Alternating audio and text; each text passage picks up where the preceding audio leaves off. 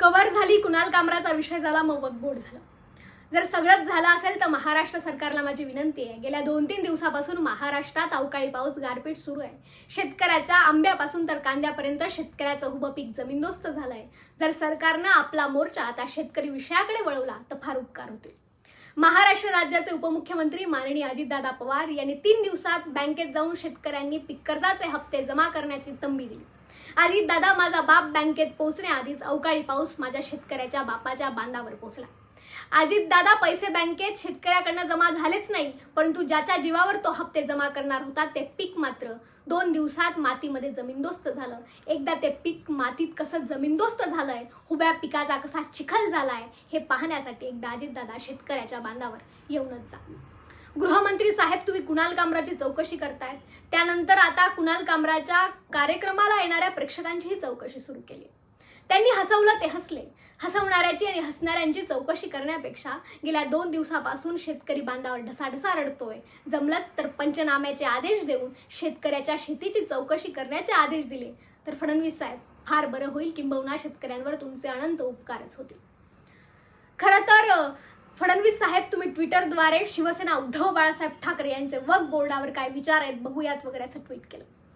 फडणवीस साहेब, आम्ही ऐकलं होतं गुजरातमध्ये एकदा भूकंप झाला तर तत्कालीन गुजरातचे मुख्यमंत्री माननीय नरेंद्र मोदी साहेबांनी त्या क्षेत्रातला अनुभव म्हणून माननीय शरद पवार साहेबांचे विचार आणि सल्ला घेतला होता.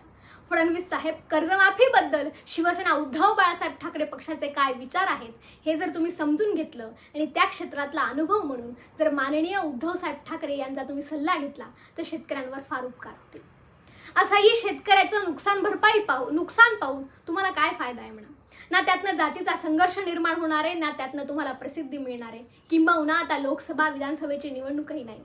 पण फडणवीस साहेब, शिंदे साहेब, पवार साहेब, तुम्ही जर खरंच आमच्या बांधावर येणार असाल तर AIची नवीन टेक्नॉलॉजी वापरून जिबलीद्वारे हवं तर आम्ही तुमचे फोटो सोशल मीडियावर तुम्ही बांधावर येऊन गेले म्हणून प्रसिद्धी मिळवून देण्यासाठी पोस्ट करतो. शिंदे साहेब, तुमच्यासाठी खास सवलत, हवं तर तुमचे 2-3 फोटो आम्ही पोस्ट करतो, पण एकदा शेतकऱ्याच्या बांधावर येऊन त्याचा संघर्ष, त्याचे कष्ट, त्याचे हाल एकदा पाहून जा. आणि हो, यावेळी फक्त फोटोवर भागणार नाही बरं का. यावेळी फक्त तुमच्या अकाउंटवर फोटो टाकून द्यायचे असं चालणारच नाही.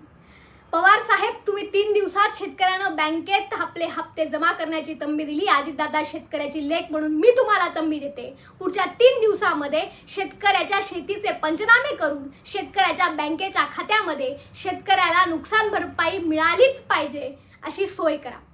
बघूयात 3 दिवसात तुम्हाला शेतकऱ्याची नुकसान भरपाई त्याच्या बँकेच्या खात्यात जमा करता येते का. जर तुम्हाला